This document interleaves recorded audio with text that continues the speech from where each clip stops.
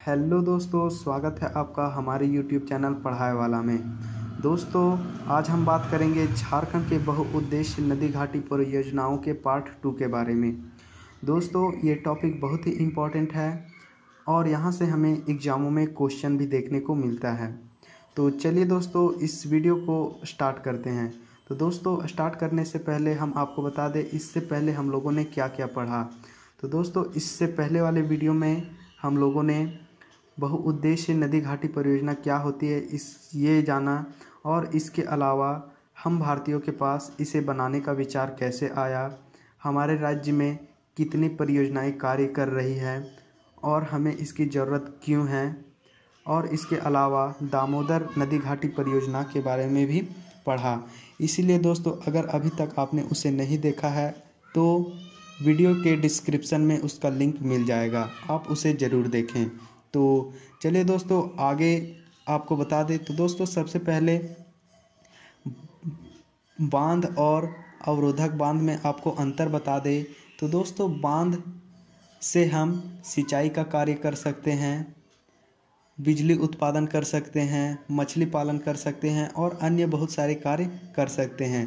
लेकिन वहीं अवरोधक बांध में हम सिर्फ उसके जल का सिंचाई के लिए ही प्रयोग करते हैं। जैसे कि दोस्तों, आप इस मैप में देखिए, ये एक अवरोधक बांध है। दोस्तों, यहाँ बहती जल को एक बांध बनाकर रोक लिया गया है। और देखिए दोस्तों, एक इधर से रास्ता बना है और एक इधर से।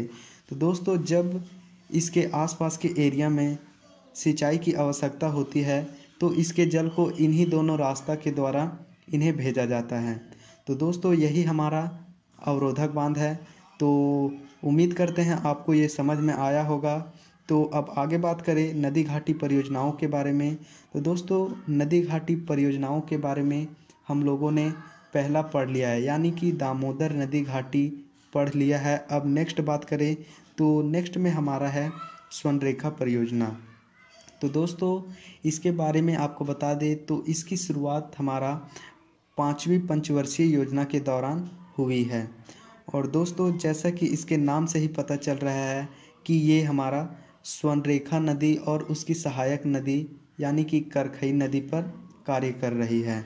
तो दोस्तों, सबसे पहले हम इसके मैप को आपको दिखा दें। तो देखिए दोस्तों, ये हमारा स्वर्णरेखा नदी का मैप है।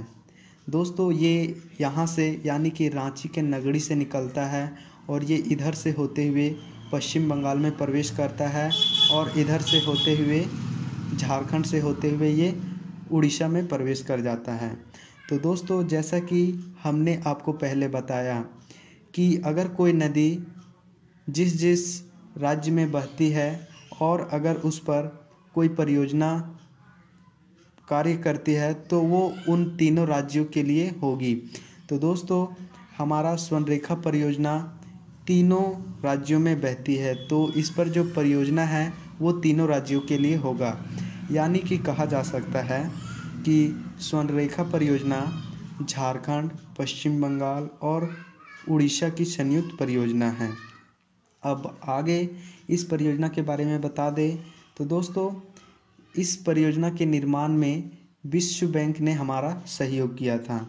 और दोस्तों, इस परियोजना के अंतर्गत 2 बांधों का निर्माण और 2 अवरोधक बांधों का निर्माण किया गया है। 2 बांधों के बारे में बता दें तो पहला हमारा चंडिल बांध और दूसरा हमारा इच्चा बांध है। दोस्तों, यही बांध का निर्माण इस परियोजना के अंतर्गत किया गया है। और अवरोधक बांधों के बारे में बता दें तो अवरोधक बांध यानी कि जिसे बैराज के नाम से भी जाना जाता है। तो दोस्तों, पहला हमारा है गोलूडी बैराज और दूसरा हमारा है करखई बैराज। दोस्तों, ये चारों हमारा स्वर्णरेखा परियोजना के अंतर्गत बनाया गया है। तो अब आगे बात करें यानी कि नेक्स्ट, तो अगला में हमारा है मयूराक्षी परियोजना। तो दोस्तों, जैसा कि इसके नाम से ही पता चल रहा है कि ये परियोजना हमारा मयूराक्षी नदी पर कार्य कर रहा है। तो दोस्तों, मयूराक्षी नदी के मैप को आपको दिखा दें। तो दोस्तों, ये देखिए, ये हमारा मयूराक्षी नदी का मैप है।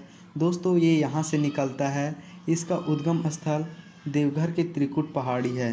तो दोस्तों, ये यहाँ से निकलता है और ये इधर से होते हुए पश्चिम बंगाल में प्रवेश कर जाता है। तो दोस्तों जैसा कि हमने आपको बताया कि अगर कोई नदी 2 राज्यों में बहती है और अगर उस पर कोई परियोजना प्रारंभ होती है तो वो दोनों राज्यों के लिए होती है। तो दोस्तों मयूराक्षी परियोजना हमारा पश्चिम बंगाल और झारखंड की संयुक्त परियोजना है। और दोस्तों इस परियोजना के अंतर्गत एक बांध का निर्माण किया गया।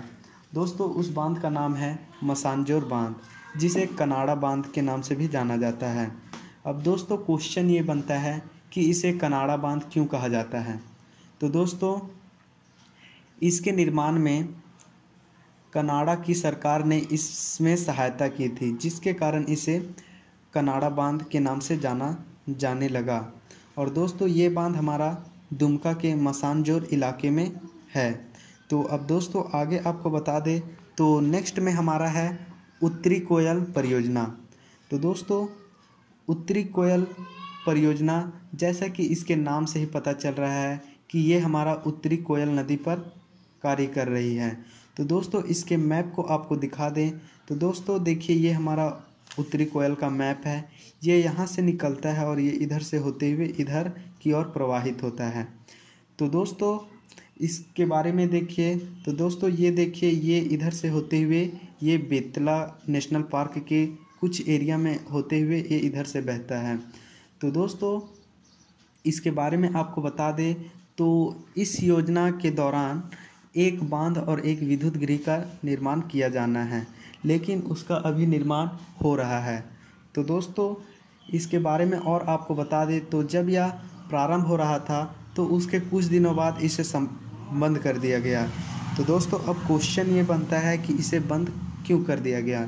तो देखिए दोस्तों ये नदी इधर से बेतला की तरफ से होकर गुजरती है। तो दोस्तों ये बांध थोड़ा बड़ा था, तो अगर यहाँ पर बांध बनता तो यहाँ बेतला नेशनल पार्क के जीवों को और इसके कुछ एरिया को क्षति पहुँचती, जिसके कारण इस योजना को कुछ दिनों के लिए रोक दिया गया था। लेकिन पुनः नरेंद्र मोदी ने इस पर कार्य करने के लिए बोल दिया है, यानी कि आदेश दे दिया है।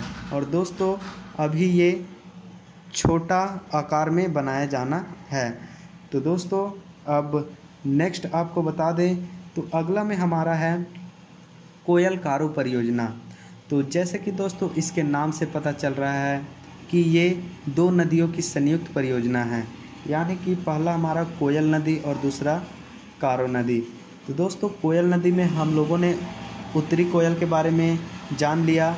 अब हम दक्षिणी कोयल के बारे में जानेंगे, यानी कि दोस्तों ये जो परियोजना है वो हमारा दक्षिणी कोयल और कारो नदी पर चल रहा था, लेकिन दोस्तों इस योजना को बंद कर दिया गया।